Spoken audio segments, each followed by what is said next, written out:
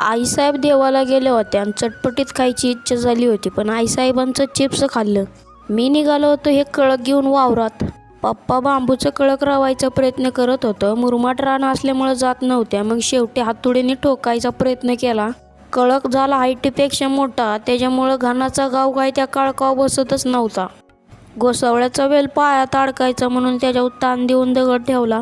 2 दगड ठेवल्यात. वेल जगतोय का मरतोय काय माहिती. मग अशी बांबू ठोकलं होतं ना, त्या बांबूला काळी वायर बांधून घेतली आणि त्याच्या वेल चढवली. 10-12 गवारीची झाडं होती. मग पप्पा म्हणले गवार घे तोडून घरी. लीच्या झाडाला फुलं भरपूर लागली होती, पण पावसामुळं काय होतंय माहिती का, सगळी फुलं गळून जातात. हाताशी आलेला घात जातोय, पण वालीची फुलं 1 नंबर होती. रानातली सगळी कामं झाली होती. मी आणि पप्पा निघालो घरी. आपल्या वालीला जो मंडप केलाय का नाही, त्या काकांची कुट्टी मशीन खराब झाली होती. आम्ही नेमकंच रोडने चालल्यामुळं पप्पांना म्हणले मला मदत करा, मागं फक्त तुम्ही धरून बसा.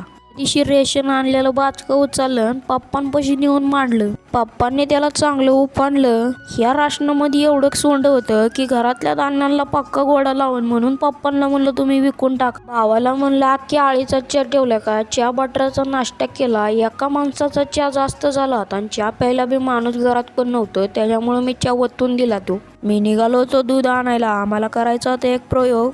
दूध घेऊन गाडीला किटली अडकावली. आजच्याला मसाले भात केलता भावानं. खाऊन बघितला भात कसा झालाय, 1 नंबर क्वालिटी झाली होती. तसं भाऊ स्वयंपाकात 1 नंबर आहे. भावाने स्वयंपाक केल्यामुळं भांडी घासायची जिम्मेदारी मी घेतली होती. मागाशी जे दूध डेअरीवरून दूध आणलं होतं ना, ते बरणीत ओतून घेतलं. त्या दुधामध्ये थोडं दही बी टाकायचं होतं. मग जरा दही टाकून घेतलं आणि दही टाकताना असं अंगाने पचक्याने उडायचं. याच्यामध्ये अजून 2 गोष्टी ॲड करायच्या, त्याच्यामुळं ब्लॉग बघायला माझा विसरू नका. पुढच्या ब्लॉगमध्ये हे 2 आयटम टाकायच्यात. त्यामुळे व्हिडिओला लाईक, सबस्क्राईब, शेअर करायला विसरू नका.